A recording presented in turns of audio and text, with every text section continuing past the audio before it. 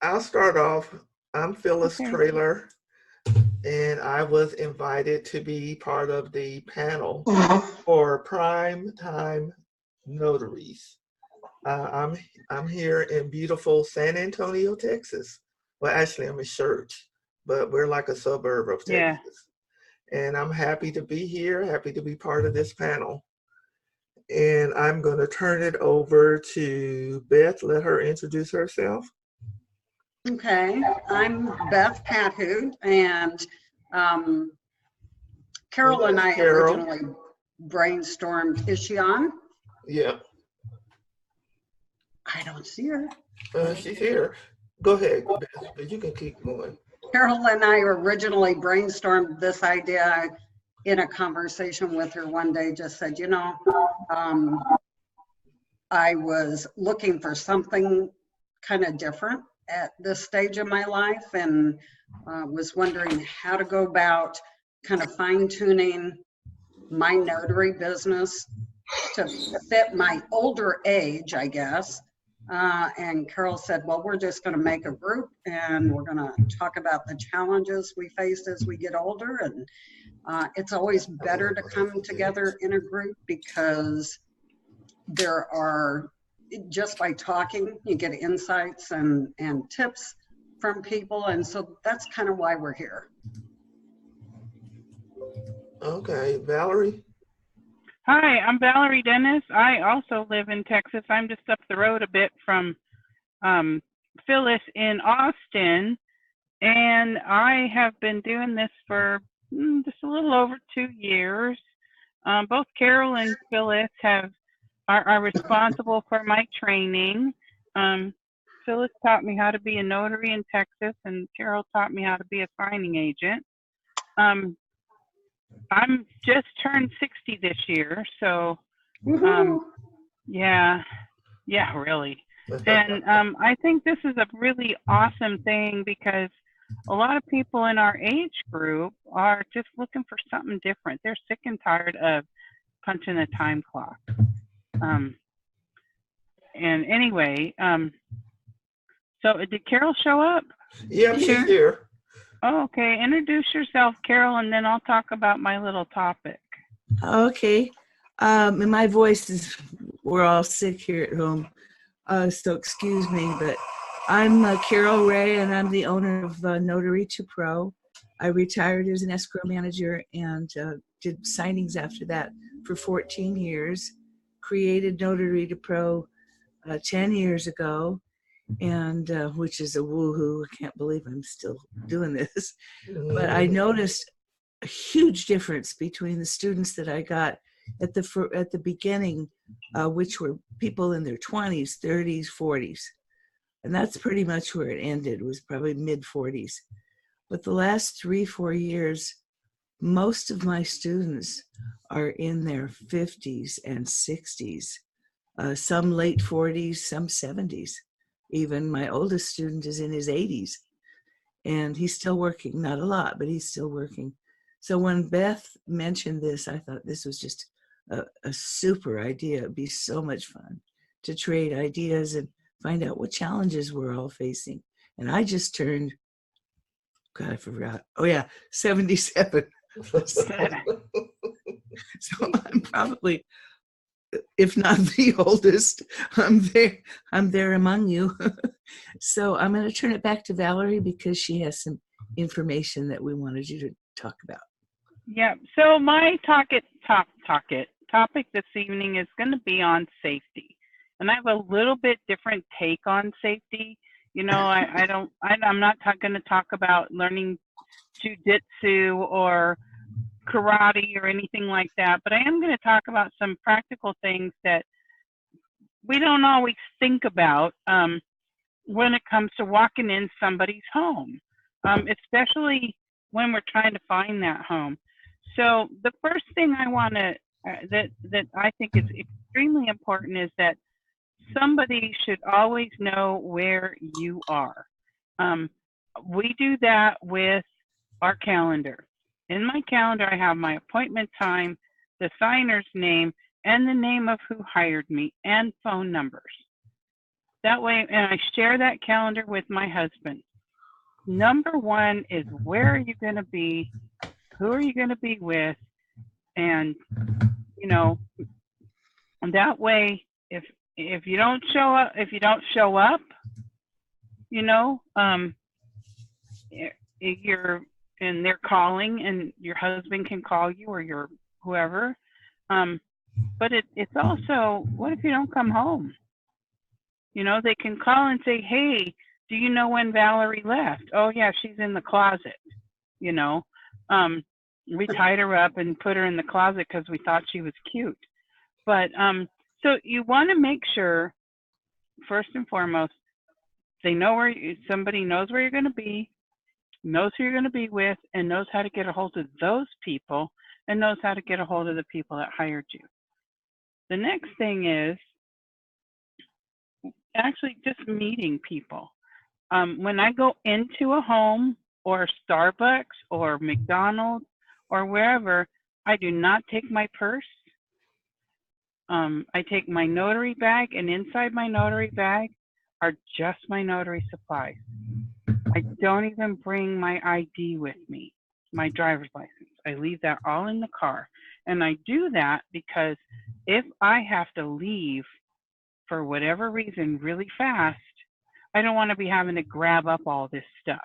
I can just grab that notary bag and leave. Along with that are keys. A lot of people have 15 keys on their key ring. You want to be able to put your keys in your pocket, not on your notary bag, not on the table, in your pocket. And again, it's so if you have to get out of there, you can get in your car and leave. And so we, you know, we've got that covered. We just want to make sure that you can be as safe as possible. You know, I thought I would hate walking into other people's homes, but I don't. All right, so again, and then you got daytime approaching is not so bad. You know, you can see stuff. Most of us, when we get older, seeing those anything on the house is like, really? Where's the house number? I don't know how many times I've had to park and get out and go walk up a driveway to just get an idea. So get a flashlight, and keep the flashlight dangling on your bag so that you can turn it on and it lights up the walkway when you get out of the car. Because how many times have you tried to go from your car to the front door and you couldn't see a bloody thing? And you're like, boy, it sure would have been good to have a flashlight. But keep it attached to your bag, because the other thing I've learned as a process server, especially, is you don't want your hands full. You want to have at least one hand where you can, you know, you're not holding your phone. Put your phone in your pocket, or don't put it in the bag, put it in your pocket. You want to keep all the important stuff on your person.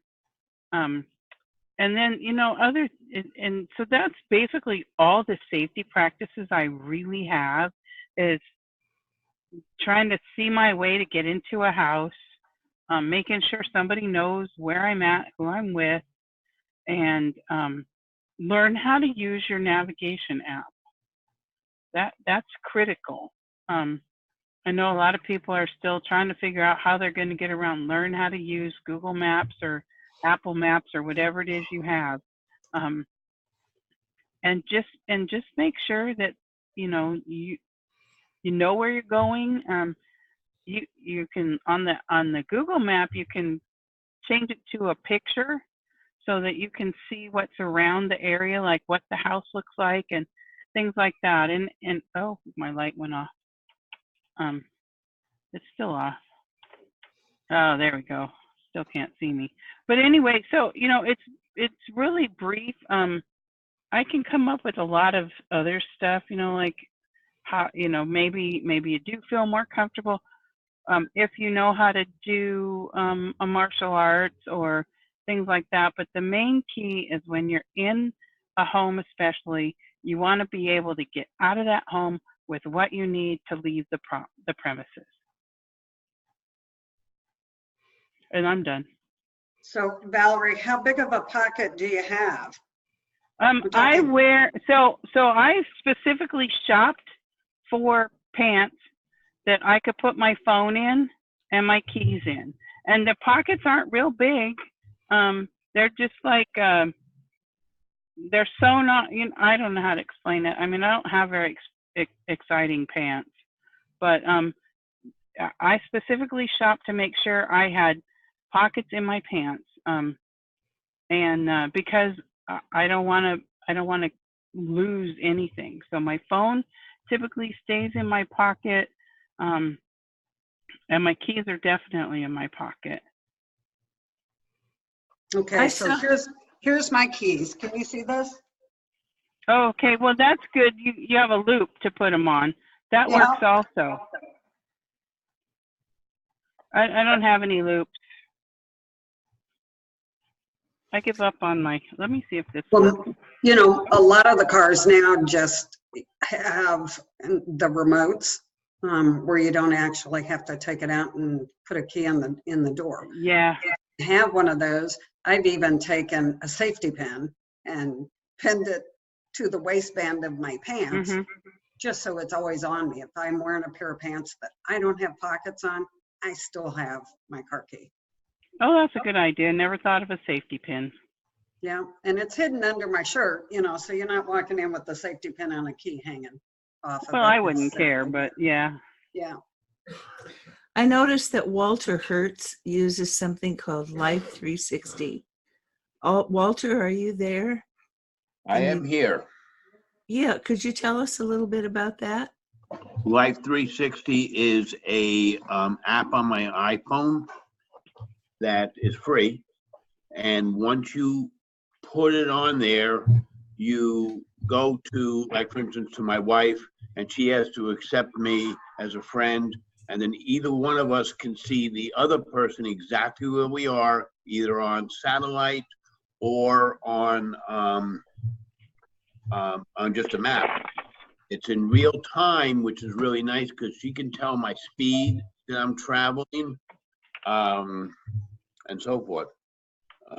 It is good, and if you there are several options on it. One of the options is that if I have an accident, it automatically calls the police, but you pay for that option. Right. So yeah, and one, I hear that's pretty accurate too. It's within, it can pinpoint your location within about 150 feet. So that's pretty close. It is. There's another one on there called Find My Friends, but Find My Friends is not real time.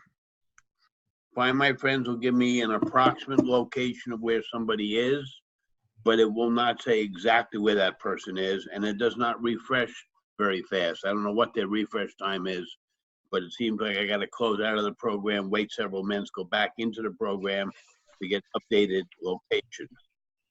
Life 360 is the only one I've been able to find that will give a precise location. And if she knows from me, if she doesn't hear from me in a particular length of time that we set up, especially if I'm doing a business at night, she'll reach out to me either through a text or she'll just call me. Are you okay? That's great. And I also wear an Apple Watch, which is designed, I got it for health reasons, but one of the features on it is if I fall, it will call the police. So if I'm in a house and the client knocks me for a loop, now I'm on the floor. I mean, it hasn't happened yet, thank God, but if it would have happened, the phone would automatically call the police. So, That's great. I wonder if that comes with Android, if you can do that on It an does. Android. I just looked I it have up. I don't know. Yeah. We actually started using it several years ago when I was walking a lot, and I ended up in an area where this is when you couldn't read phone screens in the sun, and I couldn't, the place I was walking didn't go through. I had to call my husband and kind of tell him where I think I was, because I couldn't see any street signs, and he found this app right away because he was like, no, we're not doing this again. So it's a good app to use. What's it, or is that the same thing as the Life 360? It's called Life 360. Yeah, it's available on Android as well. Yeah, I just downloaded it. And it works really good, the free version. Uh-huh. But I'm going to have to sign off. So I will catch up with you guys next month. I promise I won't schedule over it. Thank you, Valerie. You're welcome. Bye-bye. Bye-bye. Hi. Has anybody on this call had a situation where they were frightened that something did happen that caused them concern while they were at a signing? I did. I Oh. had a situation where the husband did not tell the wife that he was refinancing. And I showed up and the wife didn't even know I was coming. And it got escalated between the husband and the wife. And the wife, they ended up trying to call the police on me. And it's complicated, but I got out of there fast. So one of my safety tips is it's also how you carry yourself. You have to project confidence. You have to stand tall. I also carry my key between my fingers as a tool. I mean, you're less likely to get attacked walking in or out of your car or whatever if you show confidence, because you don't look like a victim. That's true. Well, in the 14 years that we did this, I had one very similar situation, and it got bad very fast, where the wife wasn't aware of the refinance, didn't want to do it, and they got into it. Kids, there was grown children at the house, and it just became ridiculous. We ended up leaving. Another time when we were dealing with a divorce situation, and there was a deed that had to be signed, and that got real ugly. But other than that, in 14 years and the thousands of signings that I did and that I did with my husband, we never really were challenged or had it. But you're right, you have to present yourself a certain way too. Let them know you're not a victim. It's exactly right, Stephanie. So, but I think that was really good, a lot of good advice from Valerie. So. Mhm. I've had a few uncomfortable situations, but I've never been in a position where I felt threatened necessarily. Well, one situation that could happen, and I know it has happened, is false IDs. If you have people that are handing you identification and you check those, and I have a list of things you look for in an identification, and you feel that they're fraudulent, you got to be really careful. Get a sense of who's there with you, because it could get really nasty if these are bad people, and there are people out there like that. Don't put yourself into any kind of jeopardy. Go ahead with the signing if you feel that you're in any kind of danger at all, and then immediately make sure that you have copies of the IDs, which is just kind of a routine thing. People won't know the difference, and then head right for the police department and turn everything over. Don't ever try to accuse somebody or, bring that out. It could be dangerous.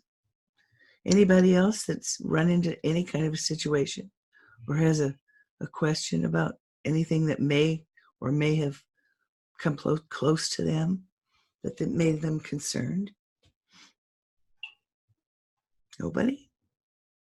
Well, that's a good thing.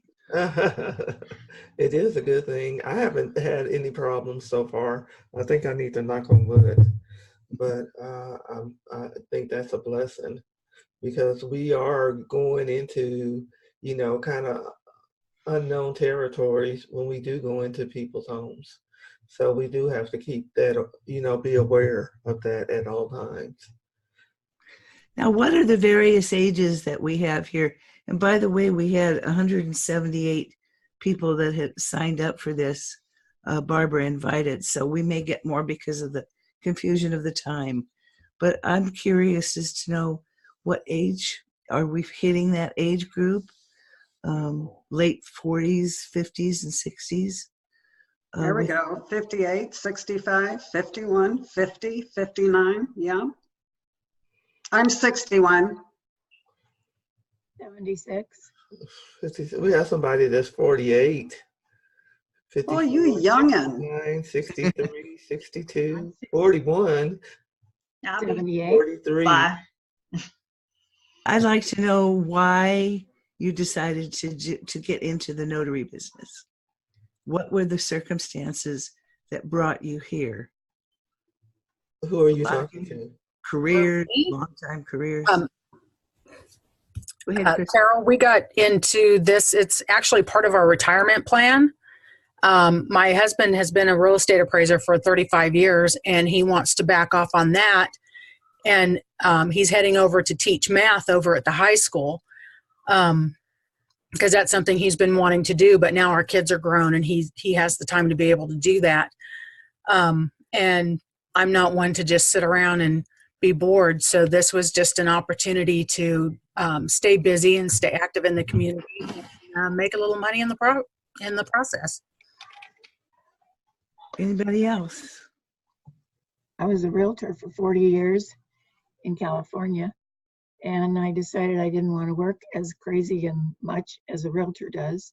And this is a much more peaceful, happier way to stay in the industry. People are generally, so far, I've only had happy people when I go do a signing. If they are getting their loan, if they've sold their house, if they've got their refi, or if they're purchased a home, they're always happy to get their money, however it's coming from whatever process that they are in. And I love it.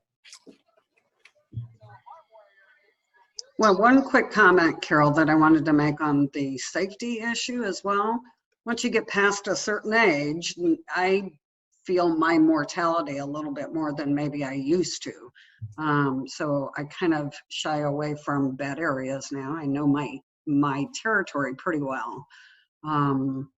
Or at least from going into a bad area, a bad neighborhood after dark. And I also use my husband as my Uber if I'm in a situation where I have a good client that wants me to go into an area, do a loan signing after dark, and I'm really not wanting to do that. If he's available, he'll Uber me too. So that's part of my safety plan as well. I think that's something we have to be very much aware of. How do any of you determine an area that you just will not go into? And what do you do? Do you cancel the order? Do you make other arrangements with the signer? What kind of thing do you do? Well, I had that situation happen to me. I remember the gentleman that called me for the assignment very well. He wanted me to go to a motel at 9 o'clock at night to do a closing with two men in a shady area of town, because I know our area, and I told him I wouldn't do it. And he asked me at 9 o'clock at night. I didn't feel comfortable referring any notary that I knew to that area. And he did ask me if I knew of anybody that would go. And I just, it just didn't seem like a comfortable or a safe situation because initially we were supposed to meet at a restaurant. And so that's why I took the assignment, because I was okay with meeting these two gentlemen at a restaurant. But then he called me back and said, no, they want to meet at their motel. And I said, well, I'm not going to do that then. If they can't meet me in a public place, I'm not going to do it. So I didn't find anybody else to take that assignment, but I always believe in safety first, and I have to think about myself when I'm doing this job. Yeah, Kristen says she goes to Starbucks as well, and a couple other comments that it's always a public place. Yeah, it needs to be public. especially when you're meeting, you know, more than one person to meet, and at a certain time at night. So, and another thing, since that happened, I don't even go out now after 6. My cutoff is 6 p.m. Just so that's what I feel comfortable with. Yeah, that's another thing that we talked about, that Beth and Valerie and Phyllis and I talked about, was how do you arrange your hours now that you are a little bit more vulnerable? You're older, you know, it would be easier to put yourself into an unsafe situation. So what kind of time frames do you put on yourself as far as going out and doing signings? Anybody? I saw Laura was on here. Laura, how about you? You're used to this platform, so. Laura, your mic is muted. Can we unmute her? Laura, can you unmute yourself?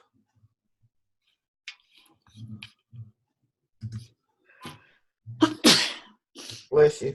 Bless you. Thank you.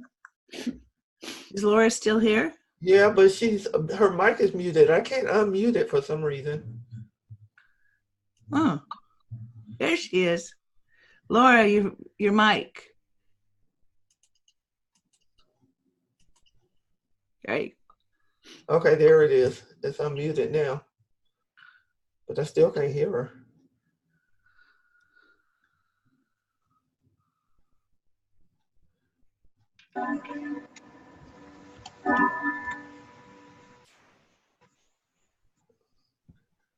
I can't hear her.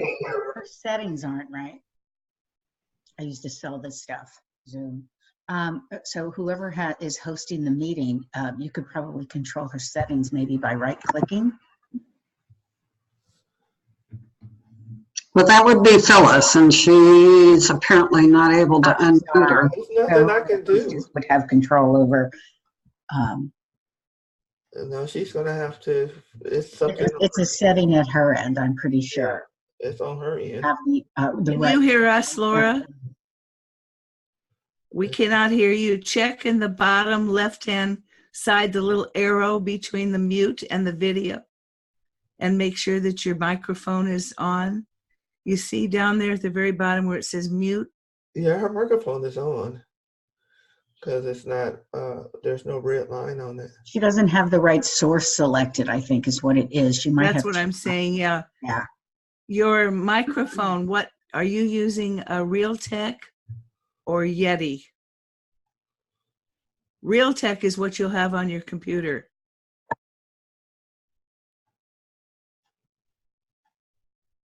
Still can't hear you. See where it says select?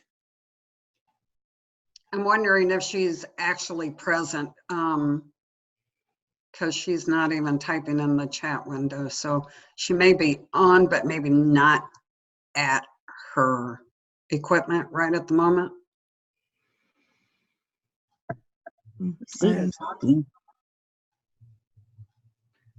Well, let's see if she can fix this and talk over somebody maybe. Anybody else? Do you limit your time, the times that you go? And Me?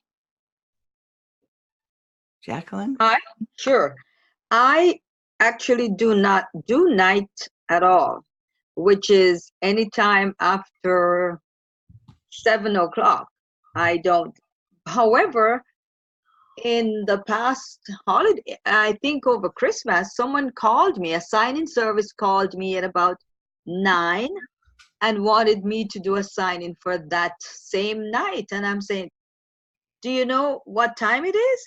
I said, yes. I said, really?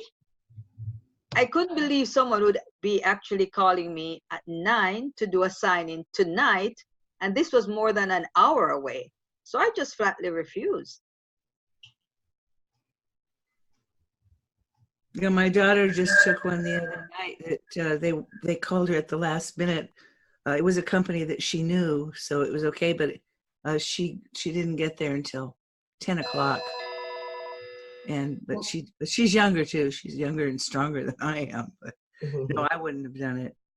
Listen, the way I feel about that is there are younger go-getters out there who want to burn up the road and work themselves to death, and they'll take signings any hour of the day or night, and I'm perfectly fine to let them have that.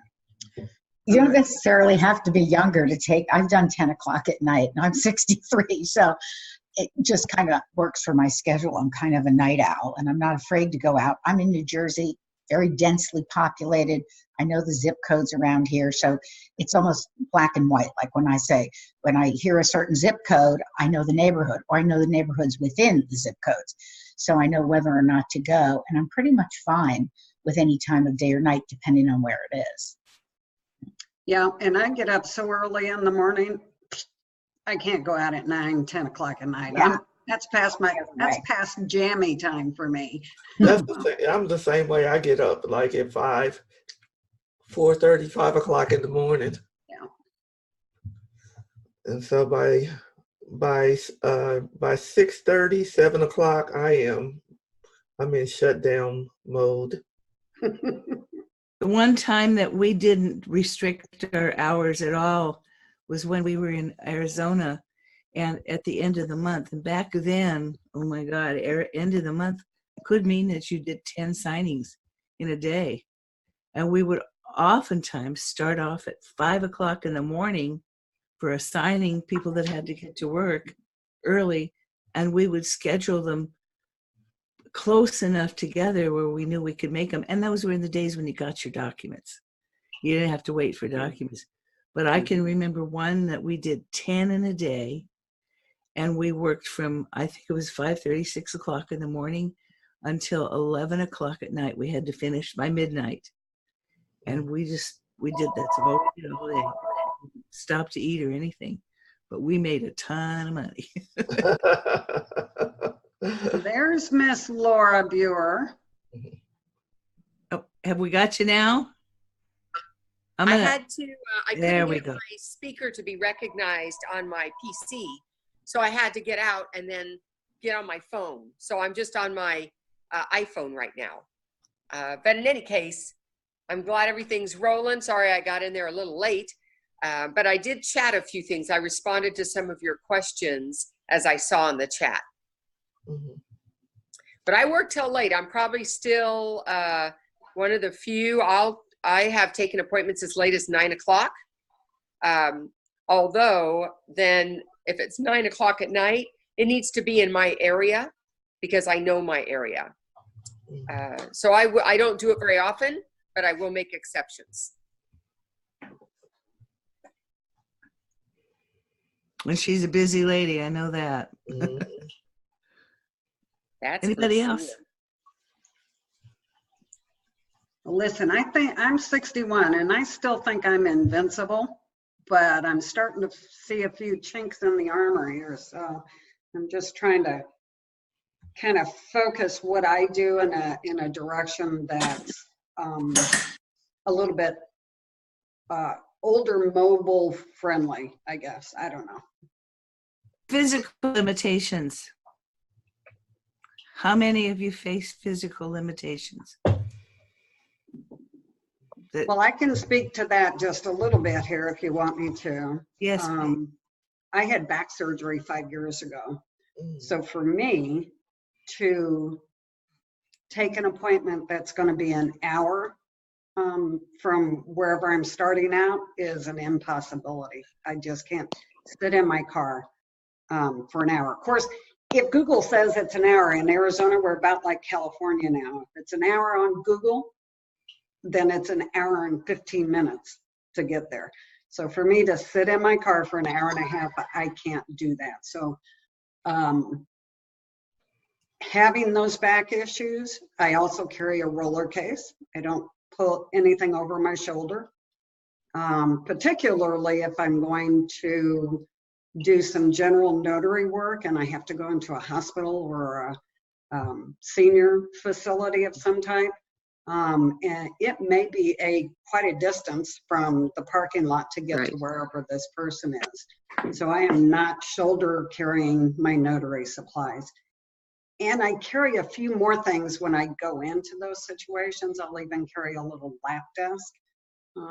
Because often if they're bedridden, those night table thingies that go over their bed really don't help so much. So Right. I carry a few more things, and I use a roller bag because I know it's going to be a distance from the parking lot to get to where they are.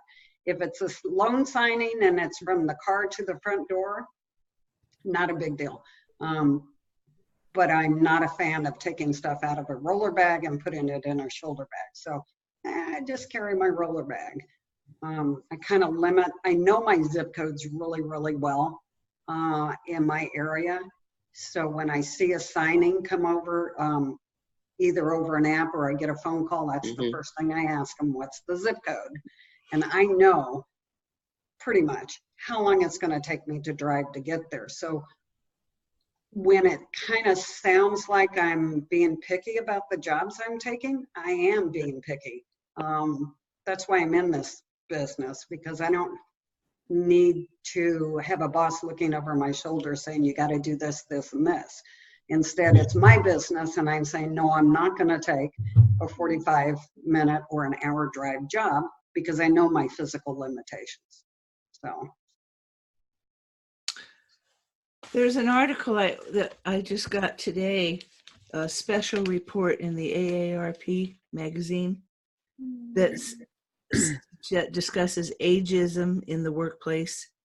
It's time to end the last acceptable bias. I haven't read the whole thing. It's interesting. How many of you had long-time positions in corporations and so forth? And what happened to you to end those careers, whether voluntarily or involuntarily? Somebody I know, because I hear the stories all the time. Well, I know I do have a friend right now that is in the job market, and she is in her 60s looking for a new position, and the offers are not pouring in the way they were when she was in her 40s and 50s. You know, she could tell a big difference. So I know it's out there. And I know how hard she's working at trying to find a new position, you know, sending out those resumes constantly and just not getting the responses like she used to get. Well, I had a student come to me, I think it was 2 years ago, and all I heard when he called is, you know, my name, and he said, I'm desperate, and somebody told me that you could help me. He had been with a corporation for 30 years, since he was a young fellow, and he was 59 years old, and they let him go. And he went through everything. They went through their 401k. Everything that they had was pretty much gone. He said he sent out hundreds, if not thousands, of resumes, because that's all you can do now. You can't go knock on doors. You can't call people. You can't talk to people. You send out these resumes. Never got one phone call in hundreds of resumes that he sent out. And I know my daughter's gone through this. And so he just was desperate. So we trained him, and he became a signing agent. And I talked to him not too long ago, and he's so happy. He's not under the stress of waiting for the bomb to drop. He picks his own hours. He's making enough money supporting he and his wife. They get to take an occasional trip once in a while. But the stress of working in the corporation world today is just awful. And he and so many other people that are doing this, doing both general notary work and signing, being signing agents, are just loving this part of their life. And this was one of the reasons I was so excited when Beth talked about doing this, because I love this. I think that this is going to grow to be a real great support for people, that if they are hesitant or have questions, that we can share with each other all of our life experiences that brought us to this point. So I'd like to hear some of the stories out there. Don't be shy, please. Hi, my name is Nancy Garcia. Can you hear me? Hi, Nancy. Hi. I'm still actually in a 30-year career that I have. I've been in healthcare administration, and I just got my notary and passed my exam for the loan signing agent. So I'm just beginning because I'm kind of in the same place where I'm ready to get out of that corporate world and do something a little bit different before I can. I'm ready to retire, but I can't at this point. So I'm hoping that I can grow this business and be able to walk away from that. So that's kind of where I'm at. And who is this that we're hearing? Nancy Garcia. I'm here in Sacramento. Just I haven't even had my first signing yet, so I'm really trying to. I don't know. I'm still struggling a little bit. Okay. Well, we live near each other. Okay. So you need to, Nancy, you need to take Carol Ray's Notary to Pro course. Okay. And then follow that up with Bill Soroka's Sign and Thrive course. I've got Bill's already. I just signed up for Bill's, and I've been doing that all week long. And then I saw Carol's. So I'm feeling a little overwhelmed. I've had to buy printers and all these fees and all these things that I've done. So I'm really excited about it, but I'm feeling a little apprehensive because I haven't got anything yet, and I'm not sure. I'm just struggling a little bit to get started. You will. You'll find your path. Thanks. And how old are you, Nancy? 58. 58. You're just a youngin'. Well, I'm hoping to get it going so that I can retire in the next 2 years or so. Yeah, that's my goal. How long have you been a notary, Nancy? About 1 month. Okay, you're brand new. You are brand new. Yeah, newbie. Brand new. She had that newbie smell when she started talking about being scared, so we knew. We're here for you. Thank you. I really appreciate that. This has been great. Like I said, I just connected in with Bill and got into all these groups and phone calls, and everybody is just wonderful. So I appreciate that. That's good. That's good. Yeah, everybody seems to want to help each other. So does anybody Downsizing, you know, is Mia Brown is raising her hand. Who? Mia Brown? Are you there, Mia?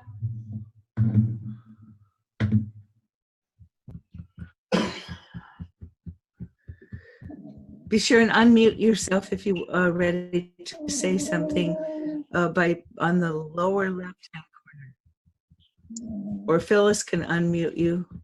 You know, I don't even see a microphone for her, so. I didn't even see where she raised her hand. Yeah. I missed that.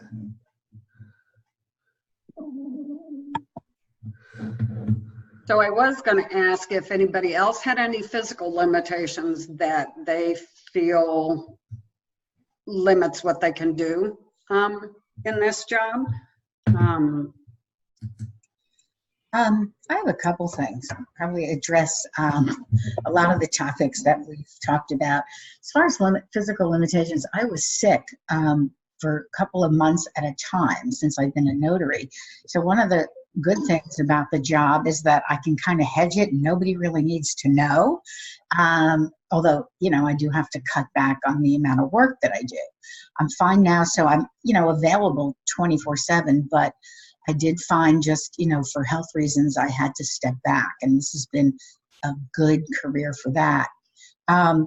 In terms of like age discrimination, I had 2 incidents over my second career, which was in software sales, and I lost a position in 2009. That was a direct result of age discrimination. It was pretty overt. And then 18-20 months ago, I was actually working for a company and another software job selling actually like a Zoom type of a product, in fact. And age was an influence in the decision for them letting me go, besides that their department, they were getting rid of their department. So it was a number of factors. But interestingly, maybe 6 months prior, no, maybe a year prior, I went to my bank and did a HELOC with them.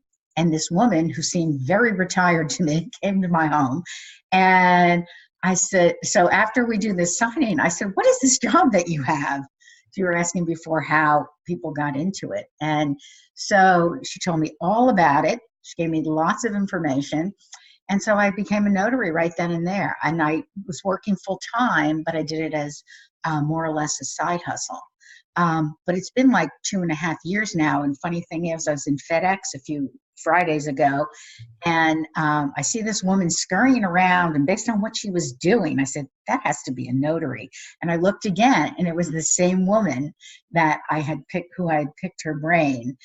So I thanked her for, being so, generous with her information so that I could get started doing the same thing. That's my story. So are you doing this full time? And you're enjoying it now? So here's another part of this, and I wanted to ask people how many. I'm sure a lot of us are caregivers for parents, and so I had my aunt a year ago who I was her caregiver, and now my mom. And so while I'm full-time available, I really only take on, not even full-time work. But if somebody has something for me and they need someone, I'll do it. But I don't put myself out there enough yet. And I'm hoping, sooner than later, I can do this full time, because I've seen people be extraordinarily successful with it. And I do think it's a business where age is secondary to, being detailed and accurate and showing up and things like that. So. Yeah, absolutely. I feel like sometimes our age is actually a benefit to it, because when you walk into a home, especially with a new home buyer, they're looking at you like you already have the experience and the knowledge to be able to really help them settle into being a homeowner. Yeah, it's the one good thing of not being 25 anymore. Yeah, they automatically think you come with the experience because you got the wrinkles and a little gray hair. And yeah. One of the things that I advise my students, they always have to call me when they get their first signing, because I mentor my students, but the most important one that we do is the first one they have. And one of the things that I tell them, it's so important that no matter what their age, that I give them, little tips that really help. I hope I don't lose my internet. It says it's unstable. Can you hear me? Okay. Yeah, You're kind of warbly, but we can hear you. Yeah. Yeah. It's been out for like 3 days now. But to be yourself. When you walk into a home, if you're shy, if you're gregarious, if you're kind of a joker, whatever it is that is the core of who you are, that's the way you should enter their home. That's the person you should be, because we all have that little gut intuition that says, I can trust this person, or ooh, I don't think they're being real. And that's a bad place to be. If they don't trust you from the moment you walk in the door, you're going to have a problem. If they trust you, things can go so much smoother. So always remember, you don't have to be that briefcase carrying, serious kind of person that, you can be professional, but still be kind and friendly and funny, or whatever it is that you are. And I found that has been such a turning point for my students. Oftentimes I ask them, did they know this was your first signing? I rarely have a student now that said that they knew it was. I get feedback like, yeah, we were in the middle of the signing and both the husband and wife want to know how many of these I do a week, that kind of thing. So it's really important that we be ourselves. Mm-hmm. Mm. Miss Carol, we're coming up right on an hour on this. Do we want to get Phyllis to kind of give us some insight on other things we can do Yes. to produce income? Yeah, I can't believe we've already gone through. I know this has gone so fast. I am just going to just run through some additional services that you can offer along with your mobile notary service, and it's going to be real quick. One of the things I do also is I'm a process server, and people think being a process server is very dangerous, and I guess it could be, but the way I approach it is, I can pick and choose which assignments I take. And being older, nobody ever thinks that when I knock on their door or approach them, that I am going to be serving them papers. And I have a big smile. So when I knock on that door, I have that big smile and they smile too. And then I ask them, what if they are the person I need to serve, and they confirm who they are. And I just tell them I have some documents for you and have a good day. And they're always like, if I would have known that you were a process server, I wouldn't have opened the door. But, they just never suspect. So it's just another easy way to make money when I'm out there running around doing things. And like I said, this is something that being older, people just don't suspect that you're going to be serving them papers. That's pretty sneaky. You have to be a process server. You have to be a little sneaky because people always try to avoid you. So you do have to be a little sneaky. Now, I don't dress up in costumes and deliver pizzas and flowers or anything like that. I've heard of other process servers doing things like that. I don't do things like that. Another thing that you can do, that I do, is, a lot of my students now wedding. So a lot of them have gotten into doing wedding ceremonies. I had another girlfriend that was very heavy into mystery shopping.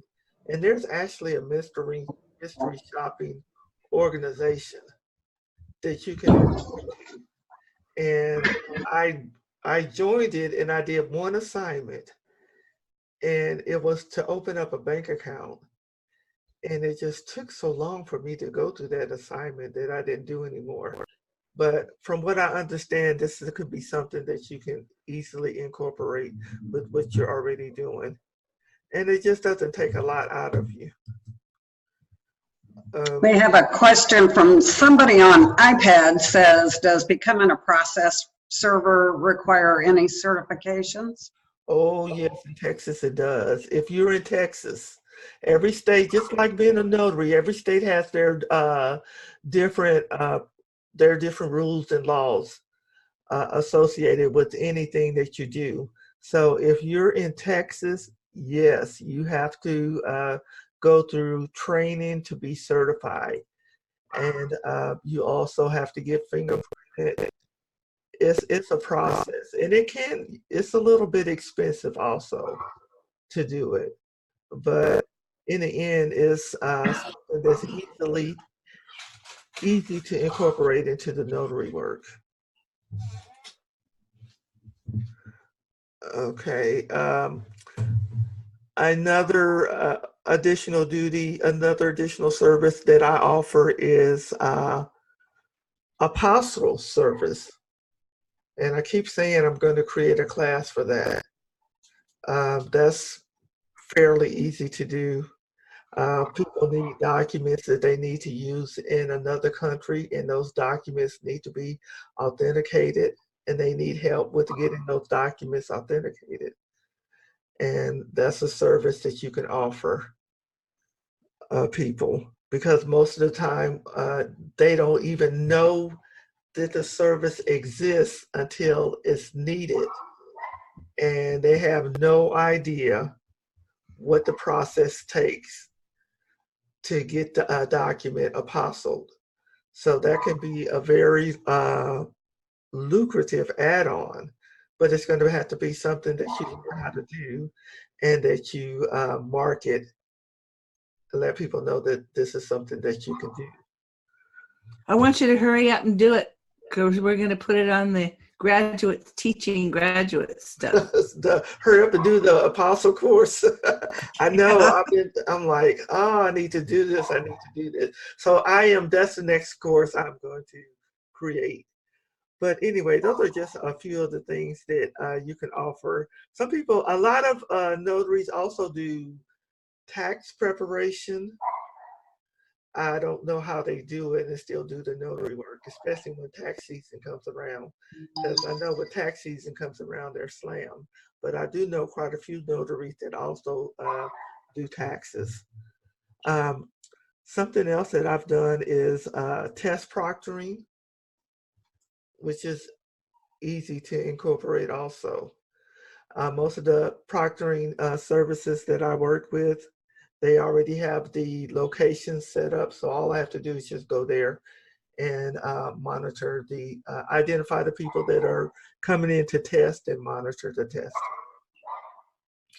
So those are just a few things. I mean, there's a lot of things that you can incorporate with your notary service, but those are just a few things that I wanted to share. My daughter just got through doing something that netted her $3,000. She was called to go to Bank of America over a period of 3 weeks. It was like 4 days and 3 days or something. And what they do is when the branches are moving their branches, they have to empty safe deposit boxes. If people don't come in to help them inventory and move the boxes, then they have drillers that go into the safe deposit area, drill open the boxes, and inventories of these boxes are taken. Notaries verify the inventory, notarize the document that goes with it, and that's what she did. She said she had a great time, and by the time that she was finished, she made a little over $3,000 just doing that and not driving, just driving to the bank every day, and that was it. So that was pretty cool. I thought, I'll do that. Oh, I'm just looking at some of the chats. No, you don't have to be a notary to do mystery shopping. Somebody asked about that. And how do we get apostle business? You market yourself just like you do as a notary. Whatever service you decide to offer, you're going to have to market it. Let people know that this is something that you do. Well, I think that we've come to the hour. How has everybody are you guys enjoying this? Do you think this is something we should continue to do once a month? Outstanding. Yeah. I love it. Yes. Well, So, Miss Carol, do we have a email for Primetime Notaries yet? I'll tell you what I will do. We're going to do a Facebook. I don't know if Barbara's already set it up or not, but we'll do a Facebook page. And then I'm going to set up a Gmail account just for this. And it will be Primetime.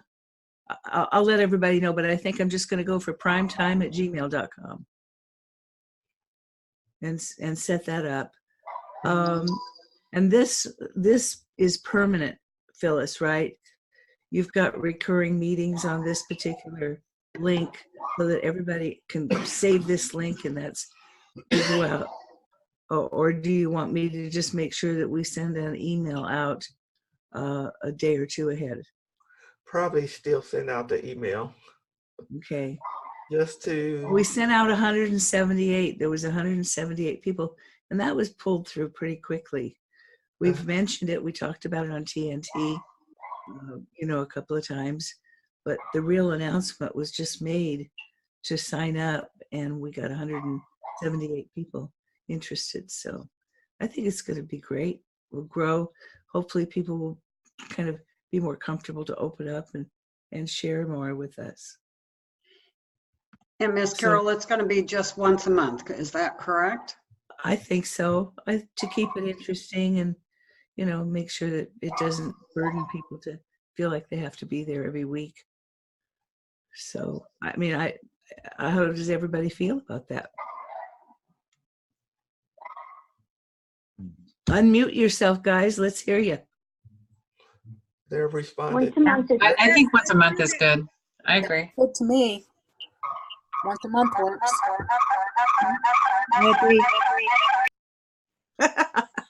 Okay, so we can't all unmute it. Once a month is good for me. Really enjoyed it. Well, I personally would like to thank everybody for coming. I'm looking forward to this. I think it's going to be a lot of fun once we kind of all get to know each other, have new people coming in. So, have a great month, everybody, from Notary to Pro, and me and Barbara and my husband, who's here listening. Thanks. Thank you. Thanks, everybody. Thanks for coming. Thanks, Carol. Joining us. Hey, Linda. Thank you. How you doing, Phyllis? Good. Good to see you. Good to see you up.